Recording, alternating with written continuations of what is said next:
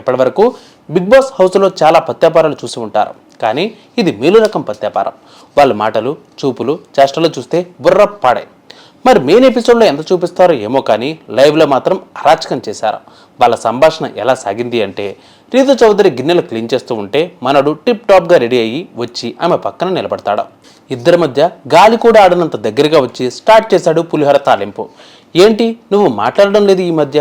అప్పుడు రీతు చౌదరి చూసిందయ్యా చూపులు కత్తులే. Situation advantage గా తీసుకుని రెచ్చిపోతున్నావు. చేసుకో, పండగ చేసుకో. అటు నుంచి డేమన్ పవన్ అయితే అలా చూస్తూనే ఉన్నాడు. ఇద్దరూ కలిసి కసికసి చూపులతో శోభనం గదిలో కొత్త జంటల చూపులతోనే చంపేశారు జనాల్ని. ఆ చూపుల్ని ఆడియన్స్ చూస్తే మాత్రం వామ్మో ఇదేందయ్యా ఇది అని బిగ్ బాస్ హౌస్నా లేదంటే ఆ సిపిఐ నారాయణ చెప్పినట్లుగా ఇంకేదైనా హౌసా అన్నట్లుగానే అనిపిస్తూ ఉంటుంది. దాదాపు 2-3 నిమిషాల పాటు అలా చూసుకుంటూనే ఒకరినొకరు రుద్దుకుంటూనే కనిపించారు. మరి మెయిన్ ఎపిసోడ్లో ఎంత చూపిస్తారేమో కానీ లైవ్ ఎపిసోడ్లో మాత్రం అరాచకమే. ఇక డీమన్ పవన్ రీతు చౌదరిని చూపించాడు బిగ్ బాస్. అయినా నా బొంద వాళ్ళని చూపించడం ఏంటి, వాళ్ళు అలాగే చూసుకున్నారు.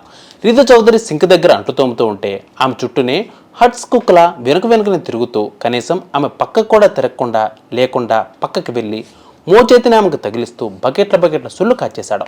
వీడేవాడ్రా బాబు, వీడికి డేమన్ పవన్ అని కాదు కాటరాజ్ పవన్ అని పెట్టుకోవాల్సింది అన్నట్లుగానే కనిపించాడు. ఇక సింక్ దగ్గర రుద్దుకోవడం పూర్తయిన తర్వాత ఇద్దరు కలిసి బయటకు వచ్చేశారు.